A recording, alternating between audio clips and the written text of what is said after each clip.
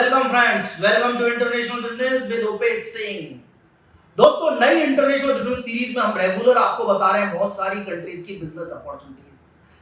किस कंट्री में जाकर आप कौन सा व्यापार स्टार्ट कर सकते हैं, कितने पैसे में कर सकते हैं और कैसे इंडियंस वहां जम के पैसा बना रहे हैं।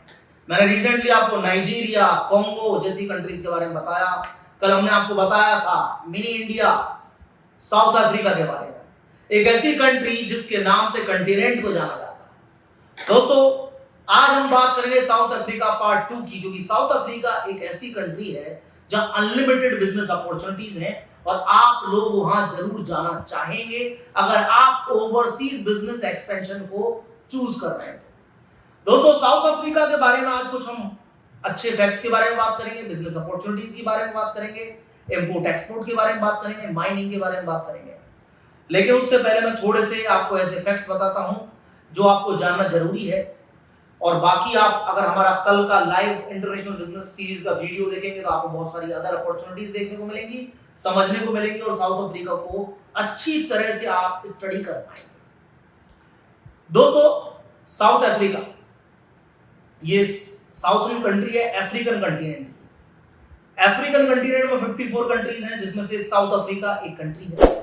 और ज्यादातर इंडियन साउथ अफ्रीका को ही जानते हैं दोस्तों, क्योंकि साउथ अफ्रीका इंडियंस का दूसरा होम है अब्रॉड। साउथ अफ्रीका में 15 लाख से ज्यादा हिंदुस्तानी रहते हैं दोस्तों, 15 लाख से ज्यादा हिंदुस्तानी रहते हैं, जिसमें से 15 लाख इंडियन ओरिजिन के हैं, 54,000 एनआरआई इंडियंस हैं और बहुत सारे इंडियंस और भी हैं जो 18th सेंचुरी और 19th सेंचुरी में जाकर वहां बसे थे जब इनको वहां पर ले जाया गया। दोस्तों, 15 लाख इंडियन, सोचिए मैंने इंडिया अपने आप हो गया, जिसमें से डरबन सिटी, जो साउथ अफ्रीका की डरबन सिटी है, उसको हम बोलते हैं largest city of Indians out of India. मतलब इंडियंस की सबसे बड़ी सिटी आउट ऑफ इंडिया में साउथ अफ्रीका में आपको डरबन मिलेगी दोस्तों, देख सकते हैं। दोस्तों, सबसे बड़ी बात, इंडियंस ना केवल वहां रह रहे हैं, पैसा कमा रहे हैं और अच्छी तरह से अपने बिजनेस को एक्सपेंड कर रहे हैं। बहुत सारे इंडियंस डिफरेंट सिटीज में रहते हैं दोस्तों। मेन जो सिटीज है, जहां मेजर सिटीज जहां इंडियंस रहते हैं, उनमें आता है Durban, Johannesburg, Pietermaritzburg, Cape Town, Pretoria जैसी सिटीज। इन सिटीज में इंडियंस बहुत अच्छे लेवल से रह रहे हैं और बहुत अच्छी पॉपुलेशन के साथ में। दोस्तों, सबसे बड़ी बात साउथ अफ्रीका की, ये वर्ल्ड की 33 नंबर की लार्जेस्ट इकोनॉमी है। वर्ल्ड की 33 नंबर की लार्जेस्ट इकोनॉमी है दोस्तों, समझना आपको जरूरी है। 60 मिलियन पीपल का बहुत बड़ा मार्केट है, वर्ल्ड की 33 नंबर की लार्जेस्ट इकोनॉमी है। एक ऐसी कंट्री जहां आप अपने फ्यूचर को आगे लेके जा सकते हैं। Import export, manufacturing, mining, mineral trading जैसे सेगमेंट में जबरदस्त बिजनेस अपॉर्चुनिटीज है। मिनरल ट्रेडिंग की बात करते हैं दोस्तों, वर्ल्ड का नंबर 6 का बिगेस्ट गोल्ड प्रोड्यूसर है साउथ अफ्रीका। वर्ल्ड का नंबर 4 का बिगेस्ट डायमंड प्रोड्यूसर है साउथ अफ्रीका। अब आप समझ सकते हैं कितने बड़े लेवल से साउथ अफ्रीका में माइनिंग हो रही है गोल्ड, डायमंड जैसे सेगमेंट में। और मैंने कल आपको अपने इंटरनेशनल सीरीज में साउथ अफ्रीका के बारे में बताया था कि वहां हर तरह का मिनरल अवेलेबल है, जो हम आज के सिंगल वीडियो में डिस्कस करेंगे। दोस्तों, साउथ अफ्रीका को अगर आपको जानना और समझना है तो अपने को यह भी समझना होगा वहां कौन सी करेंसी चलती है। साउथ अफ्रीका की करेंसी है साउथ अफ्रीकन रैंड, उसको रैंड भी बोल सकते हैं। साउथ अफ्रीका के अंदर 11 लैंग्वेज बोली जाती है, जिसमें मोस्टली कॉमन जो लैंग्वेज है वो इंग्लिश है। साउथ अफ्रीका के अंदर 8 मेजर सी पोर्ट है।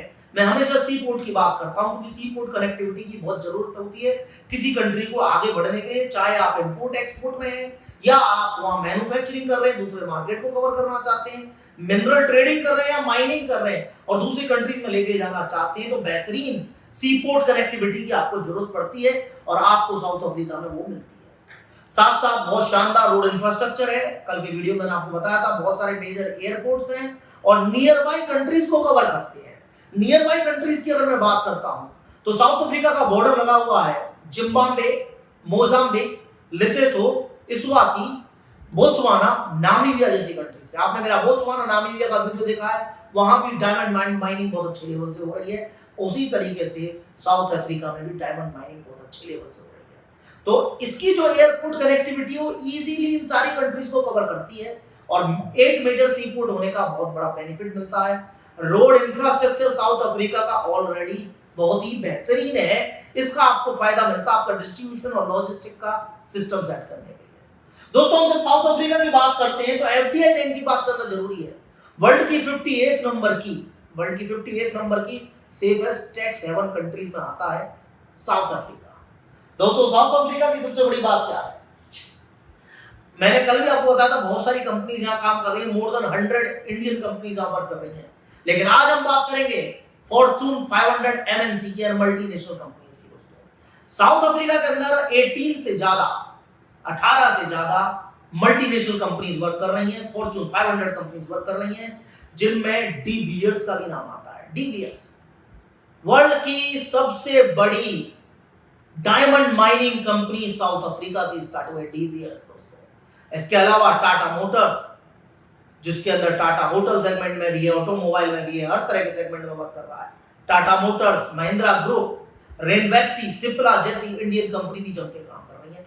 मैंने आपको कुछ मेजर कंपनीज का नाम बताया, छोटी मोटी कंपनीज की कोई कमी ही नहीं है। आप सोचिए जहां 15 लाख हिंदुस्तानी बैठे होंगे तो ऑब्वियसली कुछ ना कुछ बिजनेस कर रहे होंगे, तो इंडियन कंपनीज की बात करना छोटी मोटी या स्मॉल इंडियन कंपनी की बात करना इतना बड़ा लॉजिकल नहीं है। लेकिन बड़ी कंपनीज मैंने बताई आपको जो बड़े लेवल से काम कर रही है, दोस्तों बड़े लेवल से काम कर रही है। दोस्तों सबसे बड़ी बात क्या है साउथ अफ्रीका की, साउथ अफ्रीका एक ऐसी कंट्री है जहां आपको इंडियन कल्चर को अच्छी तरह से देखने और समझने को मिलता है। अगर इंडियन कल्चर की बात करते हैं दोस्तों तो हमें जाना पड़ेगा 18th सेंचुरी में। 18th सेंचुरी और 19th सेंचुरी में इंडियंस को ले जाकर वहां बसाया गया साउथ अफ्रीका को डेवलप करने के लिए। हम लोगों को एज ए स्लेव वहां लेके जाया गया और आपको जानकर आश्चर्य होगा उन्हीं इंडियंस ने साउथ अफ्रीका की नींव रखी, आज एक डेवलप कंट्री में उसको खड़ा किया, अफ्रीका कंटिनेंट की सबसे बेस्ट कंट्री में उसको लेके आया। दोस्तों साउथ अफ्रीका का एक कनेक्शन हमारे महान महात्मा गांधी जी से भी है। महात्मा गांधी 1893 में साउथ अफ्रीका गए 24 की एज में। सोचिए दोस्तों, मैं हमेशा बोलता हूं कुछ बड़ा करना है तो कंफर्ट जोन से बाहर निकलना पड़ेगा, इतिहास लिखना है तो कुछ कर दिखाना पड़ेगा। आज हम इतिहास में महात्मा गांधी के बारे में बात करते हैं, सारा हिंदुस्तान जानता है, पूरा वर्ल्ड जानता है। महात्मा गांधी जी 24 की एज में साउथ अफ्रीका पहुंचे, कहां? प्रिटोरिया के अंदर, जो वहां की एक सिटी है। आज महात्मा गांधी वहां गए 24 की एज में 1893 में और 21 ईयर वहां रहे। 21 ईयर वहां रहे और 1914 में इंडिया वापस आए और फिर इंडिया की आजादी में उन्होंने सबसे बड़ा योगदान दिया। तो दोस्तों जहां हम बात करते हैं महात्मा गांधी जी की, 21 ईयर 21 साल उन्होंने अपना टाइम दिया साउथ अफ्रीका। अब मैं बहुत सारे लोगों को बोलता हूं कि वर्ल्ड आपका वेट कर रहा है, वेलकम टू इंटरनेशनल बिजनेस। दुनिया में ऐसी ऐसी कंट्री हैं जहां आप जाइए, लेस कंपटीशन में अपनी मैन्युफैक्चरिंग यूनिट, अपनी इजीली माइनिंग लाइसेंस लेके, आपकी mining company easily mineral trading license लेके बहुत अच्छे अमाउंट पे gold, diamond, gems, coal, copper, manganese जैसे सेगमेंट में पैसा बना सकते हैं। आप जाइए, हम बोलते हैं, हम लोगों को हेल्प करते हैं। आज मैं वर्ल्ड वाइड 13 कंट्रीज में काम करता हूं और आपने बहुत सारे वीडियो में मेरी पार्टनर मेगा जी को भी देखा होगा, वो बहुत सारी कंट्रीज में जाती हैं, ट्रैवल करती है, जब मैं अपने बिजनेस को रन करती है। लेकिन फिर भी आज हमें अभी भी बहुत सारे ऐसे लोग मिलते हैं जो कहते हैं उपेश जी अफ्रीका तो हमने सुना सेफ नहीं। महात्मा गांधी जी 1893 में चले गए, 21 साल रह के 1914 में वापस आ गए, उनके लिए सेफ नहीं था। आज हम 21वीं सदी में बात करते हैं, 2022 के अंदर है, आज हमारे लिए सेफ नहीं है। दोस्तों बहाने देने वालों की कमी नहीं है। अगर कुछ करना है, अगर हमें हमारा इतिहास बनाना है, अगर हम चाहते हैं हमारे बच्चे हमारा नाम प्राउड से लें, अगर हम चाहते हैं हमारी सिटी में बताया जाए कि हमने हमारी लाइफ में कुछ किया, अगर हम चाहते हैं हमने हमारी लाइफ में कुछ बड़ा करके दिखाना, हमारी फैमिली के लिए, देश के लिए, हमारे खुद के लिए, तो दोस्तों कंफर्ट जोन से निकलना पड़ता है। जरूरी नहीं है आप अफ्रीका जाके बिजनेस कीजिए, जरूरी नहीं है आप यूरोप, यूएस, यूके, कनाडा जाके बिजनेस कीजिए। हो सकता है आप इंडिया में भी किसी दूसरी सिटी में जाके व्यापार कर सकते हैं, लेकिन कहां कीजिए? जहां डिमांड है। हमें कंपटीशन में नहीं फंसना। आज मिडिल क्लास पैसा क्यों नहीं कमा रहा? क्योंकि पैसा कमाने के लिए कंफर्ट जोन से निकलना पड़ेगा। आप लोग वही 1 या 2% के मार्जिन पे काम कर रहे हैं, उनकी कहानी वहीं आ रही है। क्यों आ रही है? क्योंकि हम लोग कंफर्ट जोन से निकलना ही नहीं चाहते। चाहे शहर में जाना पड़े। एक छोटी सी कहावत है दोस्तों, एक छोटे शहर का आदमी बड़े शहर में आके बसता है, एक बड़े शहर का आदमी और भी बड़े शहर में जाके बसता है, और एक बड़े देश का आदमी और भी बड़े देश में जाके बसता है। तो सवाल क्या है, हम लोगों को अपना एवोल्यूशन करते रहना है, हमें बेहतर प्रॉफिट चाहिए, हमें कुछ बड़ा करके दिखाना है, हमें इतिहास लिखना है। कोशिश करनी पड़ेगी, हार और जीत तो चलती रहती है, लाइफ का बिजनेस का पार्ट है। उसकी हमेशा हार है जिसने कोशिश नहीं करी, और जिसने कोशिश करी वो अगर हार भी जाता है तो वो हार के भी जीत जाता है। पता है क्योंकि उसको एक्सपीरियंस मिलता है, उसे अनुभव मिलता है, उसे पता होता है मुझे कैसे जाना है, वो दोबारा वापस ट्रैक पर पहुंच जाता है। लेकिन जिसने कभी कोशिश नहीं की वो तो फर्स्ट स्टेप ही नहीं चढ़ा है। जो पहली सीढ़ी नहीं चढ़ेगा, हो सकता है पहली सीढ़ी चढ़ने वाला दूसरी सीढ़ी चढ़ने वाला नीचे गिर जाए, लेकिन जिसको 2 सीढ़ी चढ़ने का अनुभव है, एक ना एक दिन वो फर्स्ट फ्लोर या ग्राउंड फ्लोर पे पहुंच जाएगा। लेकिन जो आदमी पहला कदम नहीं बढ़ाएगा ना, जब भी कोशिश करेगा ना वो पहले कदम पर ही है, यानी हमेशा माइनस में। तो दोस्तों महात्मा गांधी गए और उनकी वजह से भी साउथ अफ्रीका को बहुत अच्छे लेवल से जाना जाता है। अब बात करेंगे दोस्तों हम साउथ अफ्रीका की बिजनेस अपॉर्चुनिटीज में माइनिंग की बात करते हैं। मैंने कल भी माइनिंग के बारे में बताया था, लेकिन माइनिंग सेगमेंट बहुत बड़ा है। सबसे बड़ी बात, गोल्ड का 6 नंबर का बिगेस्ट प्रोड्यूसर है वर्ल्ड के अंदर साउथ अफ्रीका। दोस्तों ये गोल्ड इसका 6 नंबर का सबसे बड़ा प्रोड्यूसर है, और ये वो बिजनेस है। अगर आप माइनिंग में जाना चाहते हैं, अगर आप ट्रेडिंग में जाना चाहते हैं, आप जम के पैसा कमाएंगे। और व्यापार कहाँ चलेगा दोस्तों? व्यापार चलेगा अफ्रीका टू दुबई, जम के कमाइएगा। इस सीरीज की एक बहुत अच्छी खूबी है दोस्तों, इस बार हमने डिसाइड किया है हम हर वीडियो के अंदर आपको 1-2 बिजनेस अपॉर्चुनिटीज बना के देंगे। बहुत सारे लोग हमारा मिलेनियल प्रोग्राम जो ज्वाइन करते हैं और हम उनको बताते हैं कैसे किस कंट्री में जाए, हम उनको हेल्प भी करते हैं। मैं हमेशा बोलता हूँ हर आदमी को एक साथी की जरूरत होती है, हम साथी बन के आपको आगे लेके जाते हैं। लेकिन इस बार हमने कोशिश की है इंटरनेशनल बिजनेस सीरीज में ना केवल हम आपको बिजनेस अपॉर्चुनिटीज बताएं, कंट्री के बारे में बताएं, साथ साथ उस कंट्री के लिए एक छोटा सा बिजनेस प्लान भी दें। दोस्तों साउथ अफ्रीका, सबसे बड़ी बात क्या है? साउथ अफ्रीका की सबसे बड़ी बात यह है कि माइनिंग में हर तरह का मिनरल वहां मिलता है। तो आप अगर गोल्ड ट्रेडिंग करना चाहते हैं तो गोल्ड ट्रेडिंग चलेगी साउथ अफ्रीका टू दुबई। एक बंदा बैठेगा साउथ अफ्रीका में, यानी आप एक कंपनी ओपन करेंगे साउथ अफ्रीका में with all licenses gold trading से रिलेटेड, और एक बंदा वहां बैठेगा और एक बंदा बैठेगा दुबई में, दूसरी कंपनी दुबई में। वहां से आपकी कंपनी परचेज करेगी, दूसरी कंपनी दुबई में रिसीव करेगी, पर डे प्लेन से माल आएगा और दुबई में रिफाइनरीज को आप सेल करेंगे। बड़ा इजी बिजनेस है, लेकिन point to be noted, entry वही करे इस सेगमेंट में जो ज्वेलर की फैमिली से हो, बुलियन से हो, जो इस सेगमेंट से रिलेटेड हो, जो चेक करना जानते हो, तब आप गोल्ड में जा सकते हैं। एज वेल एज अगर आप डायमंड में काम करना चाहते हैं, जो भाई सूरत से हैं और जयपुर से जहां मैं बैठा हूं, अगर आप डायमंड जैसे सेगमेंट में जाना चाहते हैं तो एक आदमी बैठेगा साउथ अफ्रीका में, एक कंपनी भी साउथ अफ्रीका में, वहां से बैठ के परचेजिंग की जाएगी ट्रेडिंग लाइसेंस पर। और कहां आएगा डायमंड? जयपुर में या सूरत में सीधा। मैं बिल्कुल बार बार क्लियर करना चाहता हूं, गोल्ड कहां जाएगा? दुबई। डायमंड कहां आएगा? इंडिया। और यहां कटिंग पॉलिसी होके वर्ल्ड के हर देश में जा सकता है। अगर आप चाहें तो वहां कटिंग पॉलिसी प्लांट भी लगा सकते हैं, जैसे कि बहुत सारी कंपनीज ने बोत्सवाना नाम इंडिया में कटिंग पॉलिसी प्लांट भी लगा रखे हैं डायमंड ट्रेडिंग करने के साथ साथ। दोस्तों इसके साथ वर्ल्ड का 68% प्लेटिनम प्रोड्यूस होता है साउथ अफ्रीका से। इसके अलावा वर्ल्ड का 80% प्लेटिनम का रिजर्व कर रखा है साउथ अफ्रीका ने। प्लेटिनम ग्रुप ऑफ मिनरल्स को पूरी तरह से उन्होंने कवर कर रखा है। आप समझ लीजिए प्लेटिनम, गोल्ड और डायमंड तीनों प्रीसियस मिनरल्स हैं, और इस सेगमेंट में जितना पैसा है ना वो कहीं नहीं। आपके घर में चले जाइए, आपके गांव में चले जाइए, आपके शहर में चले जाइए, डिस्ट्रिक्ट में चले जाइए, स्टेट में चले जाइए, सबसे ज्यादा पैसा ज्वेलर फैमिलीज को होता है, क्योंकि ये सबसे ज्यादा कमाए जाने वाला सेगमेंट है।